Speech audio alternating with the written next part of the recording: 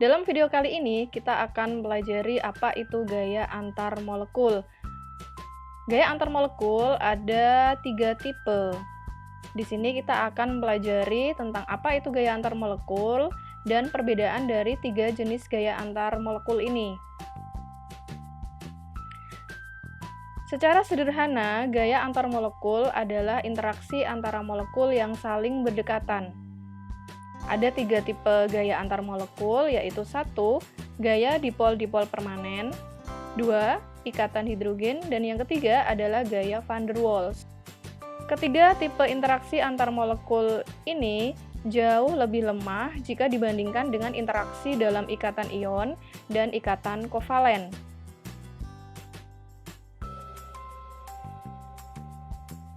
Kita akan melihat lebih dalam tentang ketiga gaya antar molekul ini. Pertama, gaya dipol-dipol permanen. Gaya dipol-dipol permanen ini muncul ketika dua senyawa yang memiliki sifat polar saling berinteraksi. Sifat polar dari suatu senyawa ini muncul karena atom yang saling berikatan memiliki perbedaan keelektronegatifan yang tinggi. Contohnya terjadi pada senyawa HCl. HCl atau asam klorida adalah suatu senyawa dengan ikatan kovalen. Ikatan kovalen dalam asam klorida ini bersifat polar. Kepolaran dari senyawa HCl ini disebabkan karena perbedaan keelektronegatifan yang tinggi antara hidrogen dan klorin.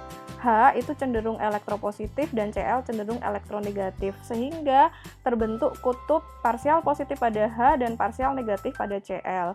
Apabila ada dua senyawa HCl yang saling berdekatan, maka akan terjadi interaksi antara kutub parsial negatif dengan kutub parsial positif. Gaya inilah yang disebut dengan gaya dipol permanen. Gaya dipol permanen ditandai dengan garis putus-putus berwarna merah pada gambar.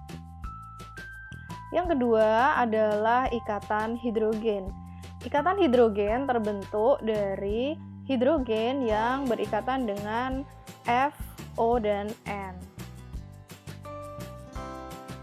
Apabila hidrogen berinteraksi dengan molekul fluorin, nitrogen, atau oksigen, terjadi ikatan yang sangat kuat karena perbedaan keelektronegatifan yang tinggi. Nah, ikatan hidrogen ini lebih kuat jika dibandingkan dengan ikatan kovalen yang kita bahas sebelumnya. Kekuatan ikatan hidrogen hanya 5% lebih kuat jika dibandingkan dengan kekuatan ikatan kovalen, tetapi memberikan efek yang signifikan terhadap sifat dari senyawa yang memiliki ikatan. Sebagai contoh adalah air dan alkohol. Air dan alkohol adalah senyawa yang memiliki ikatan hidrogen di dalamnya, berwujud cair pada suhu kamar. Yang ketiga adalah gaya van der Waals. Gaya van der Waals ditulis dengan huruf V kecil dan dengan petik atas setelah huruf S. Gaya van der Waals ini terjadi karena interaksi dari dipol-dipol terinduksi. Jadi dalam suatu atom, elektron akan terus bergerak dan akan mengumpul pada suatu daerah tertentu secara singkat. Mengumpulnya elektron ini menyebabkan adanya muatan parsial negatif dan parsial positif. Interaksi antar dua molekul yang memiliki muatan parsial positif dan negatif ini timbullah gaya van der Waals. Nah, gaya van der Waals ini biasanya terjadi antara gas mulia dengan halogen. Meningkatnya elektron dari gas mulia menyebabkan titik didih yang meningkat.